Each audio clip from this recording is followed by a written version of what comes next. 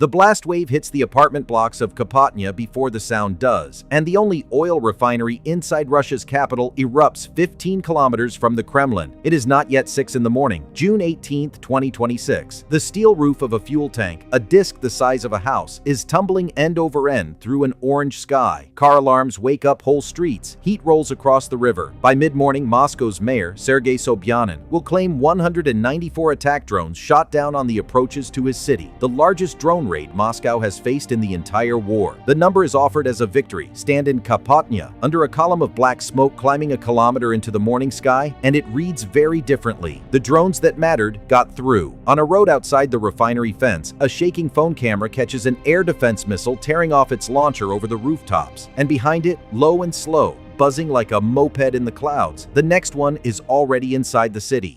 Welcome back to Defense Declassified. On the night of June 17th into the 18th, Ukraine flew its largest drone attack on Moscow since the full-scale invasion began. Hundreds of one-way attack drones crossed into more than a dozen Russian regions at once, and the tip of the spear came down on the Gazprom Neft Moscow Refinery, the plant in the city's southeastern corner that supplies up to 40% of the capital's gasoline and about half of its diesel. It was the second hit on the same plant in a week, at least 5 separate fires. Crude processing stopped dead, all of it inside the most heavily defended airspace in Russia. Tonight, how $55,000 airframes reach the one city the Kremlin cannot admit is reachable. For more reconstructions from the deep strike war that is rewriting air defense, subscribe.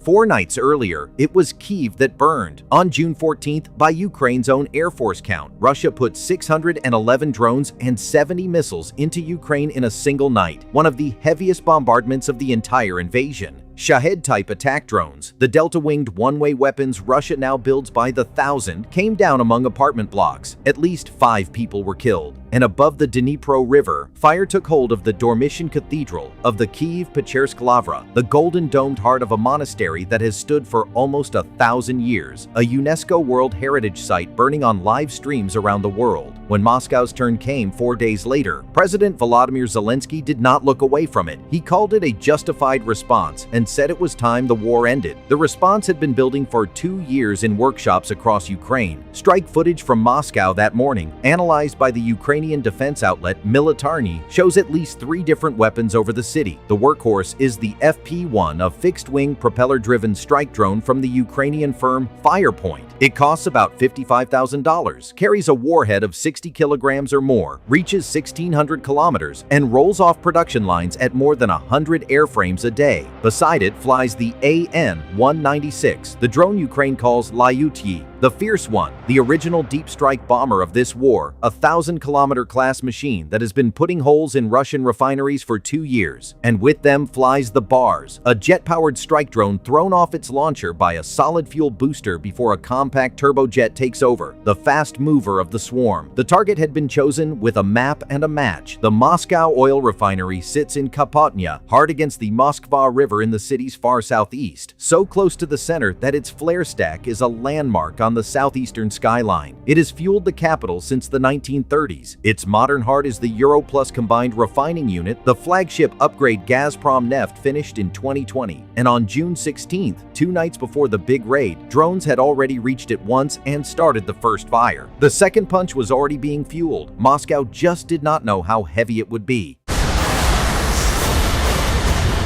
The drones lifted off after dark on June 17th from launch sites Ukraine has never named, catapult rails, highway strips, booster rockets flaring in farm fields far behind the front line. Hundreds of airframes, sequenced so their arrivals would stack up on the defenses through the small hours. The Russian Defense Ministry would later claim 555 drones destroyed across the country that night. Even the defenders' own arithmetic conceded the scale of what was coming north. Between the border and the refinery stood the densest air defense grid in Russia. Moscow's shield has been thickening since the first drones reached the city in 2023. Pantsir S one-point defense systems, each pairing 12 ready missiles with twin 30mm automatic cannon, craned onto rooftops above the defense ministry and hoisted onto berms along the ring roads. Long-range radars, electronic warfare bubbles so aggressive that satellite navigation in central Moscow routinely teleports taxi apps to the airport. On paper, paper, nothing slow and propeller-driven should ever reach Kapotnya. How it did is a question neither side will answer. So for this reconstruction, the pattern of Ukraine's deep strike campaign has to fill the gaps. That pattern runs on waste. Send cheap decoys ahead, airframes with nothing in their noses, and let every interceptor that scrambles after them, every helicopter gunship chasing a slow radar return through the dark, burn fuel and missiles on targets worth nothing. Bend the survivors around the loudest jamming. Bring the strikers in low and spaced out, on routes threaded through the seams between radar pickets, until the last line of defense is a man on a high-rise roof with a shoulder-fired Igla missile, hunting a small, slow airframe against a black sky. If that was the choreography over Moscow that night, it worked. What happened at the fence line is not reconstruction. It is on video. A Pantsir crew firing from a public road as the drones came in over the tank farm. The launch flash whiting out phone cameras. Then the sound every refinery worker in Russia has learned to dread. A small propeller engine somewhere overhead. Droning, steady, and then throttling into a dive. The first impact cracks across Kapotnya, like close thunder, felt in the chest before it is heard. Fires catch among the processing units. Then a storage tank lets go, and the morning does the thing that ends up on every feed in the world. A fireball climbs hundreds of meters with the tank's steel roof riding the top of it, and the heat reaches faces on balconies half a kilometer away. 5 separate fires now burn inside one of the most important industrial sites in Russia. By the Russian authorities' own count, at least 17 people were injured across the Moscow region that morning. The capital's airports shut their runways while the drones were overhead, and by the end of the day, Aeroflot and its subsidiary Rossiya had canceled more than 170 flights and delayed more than 110 others, stranding thousands of passengers in the capital of a country that officially controls its own skies.